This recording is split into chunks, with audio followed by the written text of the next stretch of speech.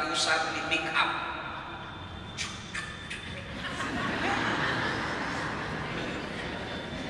Ibu-ibu sekarang banyak yang dia kira tembok itu mukanya.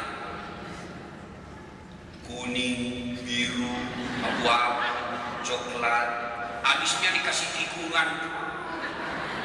Ada lagi lebih-lebihnya sedikit di sini.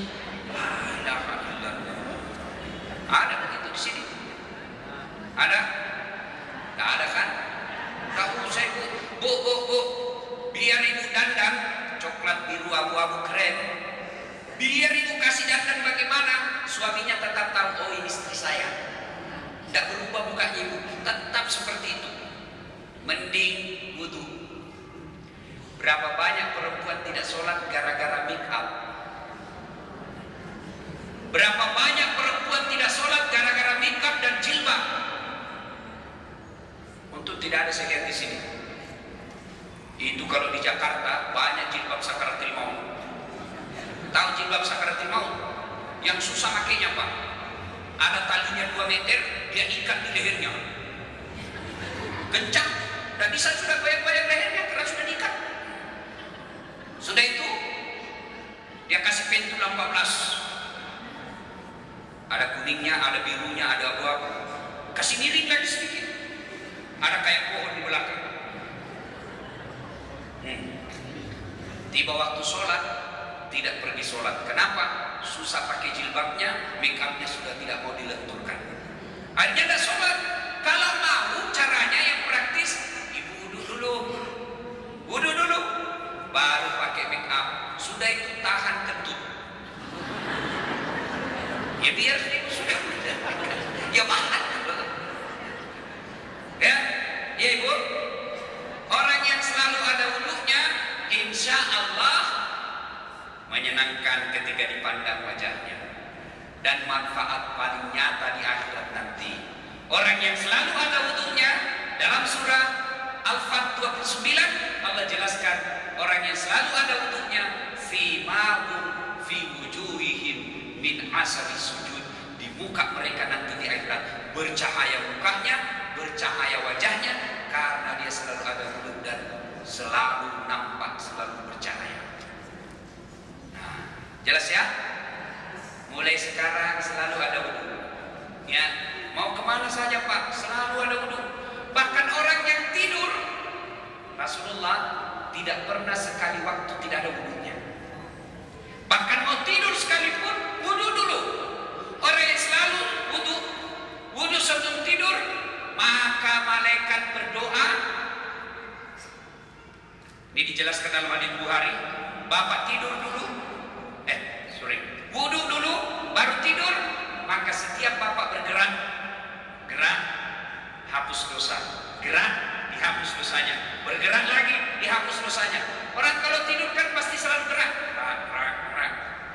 Kecuali di sini saya kurang gerak, saya tidur, makmum tidur, begini saja. Itu di Makassar suhunya Pak, di atas 30 Celcius. Di sini 17 Celcius, dingin. Alhamdulillah, tidak perlu beli AC. Bersyukur, orang sini pasti sehat-sehat. Tapi yang biasa dingin-dingin itu banyak anaknya Pak. Ibu bapak, saudara-saudara sekalian. Nih, satu, biasakan ada wudhu. Yang kedua, setelah Ramadan, nah kita sekarang oleh-oleh berikutnya. Yang kedua, setelah selalu ada wudhunya. Yang kedua, tiada hari tanpa sholat duha. Biasakan sholat duha. Ibu-ibu, saya mau tanya ibu, mau tidak dapat dunia? Mau dapat dunia? Mau punya yang kita inginkan dunianya? Mau? Kalau mau, rumusnya biasakan sholat duha. Istri yang baik, bantu suaminya cari nafkah. Gimana caranya? Tidak usah keluar rumah dagang, nanti difitnah orang itu. Lalu gimana caranya? Istri yang baik, suaminya ke kantor bupati bekerja, suaminya tentara polisi pergi bekerja, suaminya pergi ke kebun, suaminya pergi nangkap ikan, maka istri yang baik dia sholat duha di rumahnya. Bagaimana sholat duha Ustaz? Sama sholat sunnah yang lain. Bedanya niatnya, waktunya, tata cara bacaannya sama. sama sholat tarawih, sama sholat duha, sama sholat witir, sama sholat 5 waktu. Cuma beda niat.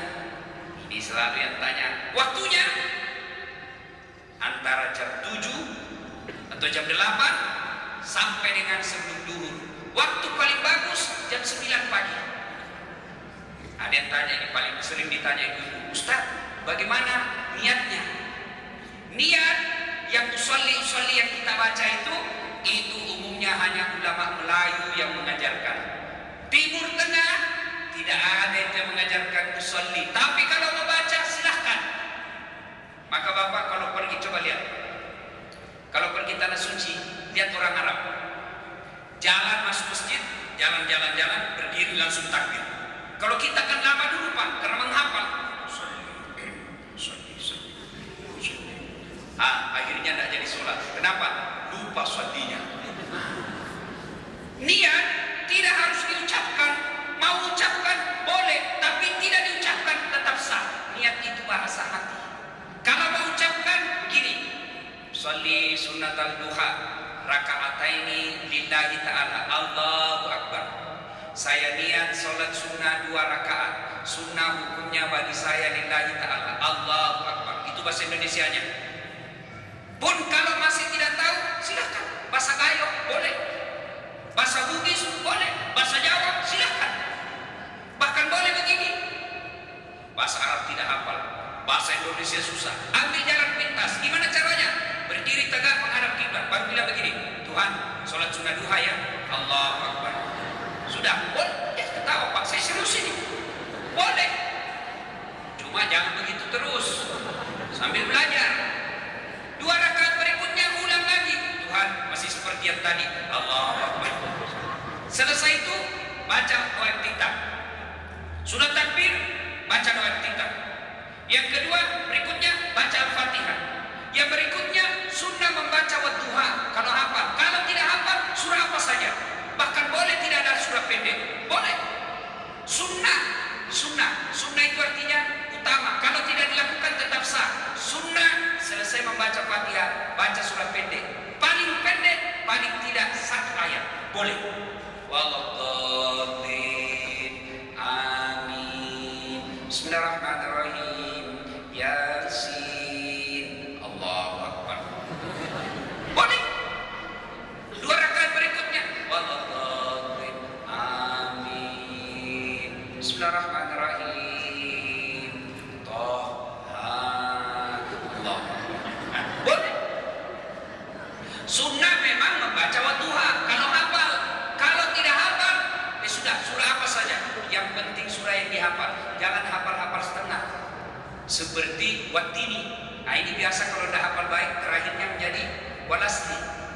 Wattini pertamanya Walasli terakhirnya. Atau Al-Kafirun. Nah ini biasa juga tidak mau sampai ini. Wala antum abiduna ma'ab, wala ana abidun ma'abad, wala antum abiduna ma'ab, wala ana abidun ma'ab, wala antum abidun, wala ana abad. Tidak mau sampai dia. Kalau begitu sedang kasusnya, kita membaca ayat yang tidak jelas apa akhirnya, maka jalan pertama ganti ayat, ganti surah. Jalan pertama ganti surah. Jalan kedua ya sudah langsung ruku. Boleh. Nah sudah 2 rakaat salam naik lagi. Selesai sholat duha berdoalah kepada Allah. Ya Allah, Engkaulah yang mengatur rezeki suamiku. Jika rezekinya masih di atas langit, turunkan ya Allah. Jika masih dalam, munculkan. Jika masih jauh, dekatkan. Jika masih sedikit, cukupkan. Dan yang lebih penting ya Allah, berkahkan. Selesai itu telepon suaminya atau SMS suaminya, Pak, jangan korupsi. Pak, jangan menghalalkan segala cara. Pak, jangan cemas soal harta. Saya sudah sholat duha. Saya doakan Bapak murah rezekinya, insya Allah aman. Kita suami, ibu, ini rahasia laki-laki nih Bu. Kami ini laki-laki, kalau dapat SMS seperti itu dari istri, semua teman di warkop diperlihatkan. SMS istri saya, sholat duha. Bapak-bapak pernah tak SMS begitu Pak? Pernah? Paling SMS-nya, Pak, paling SMS istri Jangan lupa singgah beli telur. Ibu membayangkan suami ibu ya. Sampai suaminya, Pak, jangan lupa singgah beli gas. Tidak pernah, Pak, saya sudah sholat duha, saya doakan Bapak. Maka sholat duha, Pak, bukan bermaksud sombong, ini hanya motivasi. Ustadz dulu waktu SMA sudah mulai sholat duha sampai sekarang. Kalau bunyi bel, teman-teman saya pada lari ke kantin, saya masuk sholat duha. 2 rakaat saja paling 5 menit. 2 rakaat paling 5 menit. Berdoa paling 2 menit. Selesai sholat duha saya berdoa. Ya Allah, saya terima nasibku miskin. Ya Allah, saya terima nasibku orang kampung. Ya Allah, saya terima orang tuaku tidak punya kekayaan, tapi jangan pula kau miskinkan ilmuku. Jadikan diri hamba sebagai pusat ilmu pengetahuan supaya saya bisa membahagiakan orang tua saya. Alhamdulillah, Allah rasanya kabulkan doa saya. Dari segi ilmu pengetahuan, Pak, itu tadi MC sebut gelar saya, Pak, ada 5. Gelar akademik saya 5, Pak. 2 doktornya, 2 sarjananya. Jarang-jarang yang bisa begitu. Doktor saya 1 dalam negeri, 1 luar negeri. Apa resepnya? Sholat duha. Tidak ada susahnya Allah kasih kita harta.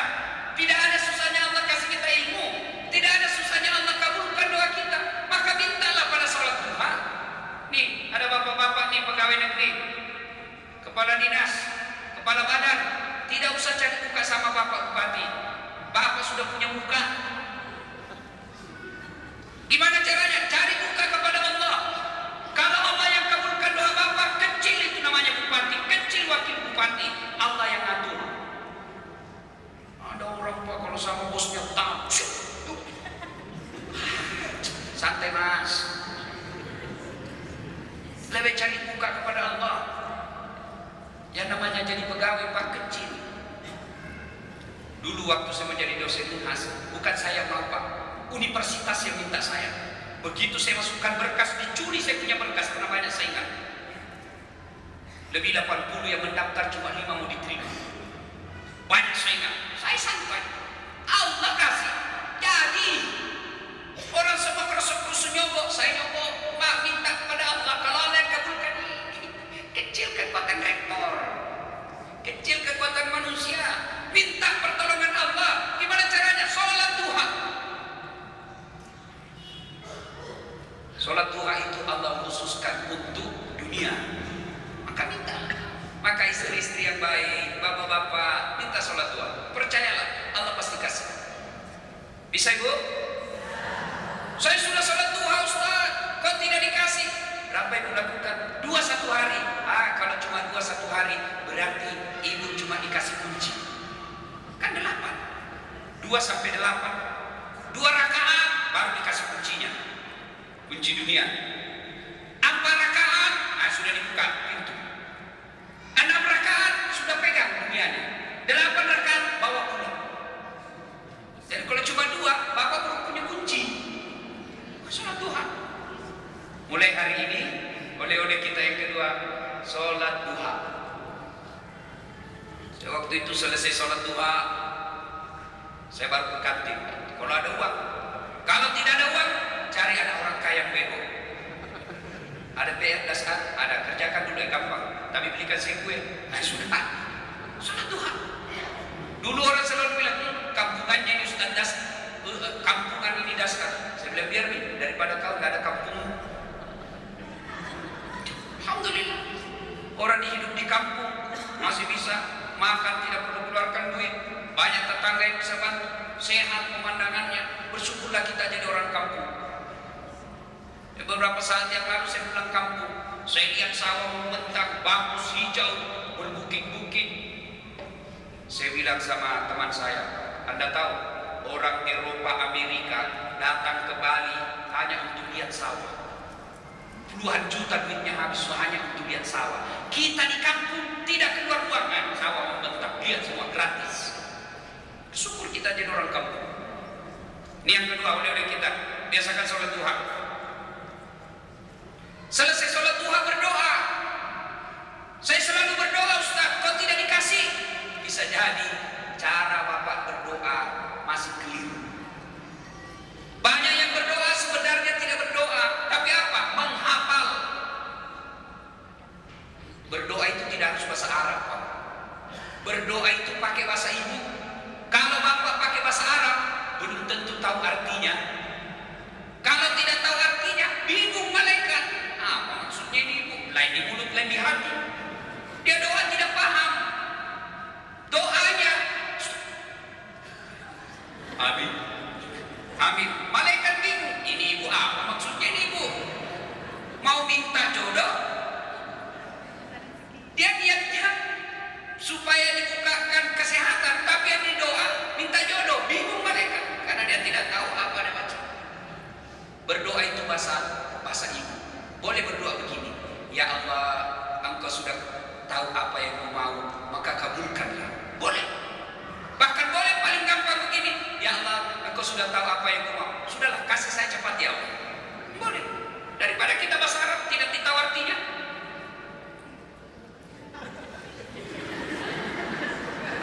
Bingung. Ya, berdoa. Doa itu kalau bahasa anak gaul, bahasa anak sekarang, curhat. Bapak-bapak, ada penyakitan, doa kepada Allah. Ada di sini asam urat? Ada? Kolesterol? Prostat? Doa kepada Allah. Jangan cuma ke dokter. Saya kalau sakit, Pak, itu dokter nomor sekian. Yang pertama dulu saya perbaiki sholat, lalu saya berdoa. Apa itu dokter? Memangnya dokter yang sembuhkan kita? Hah? Kalau dokter yang sembuhkan manusia, maka tidak ada dokter yang sakit. Tapi demi Allah, berapa banyak dokter yang tidak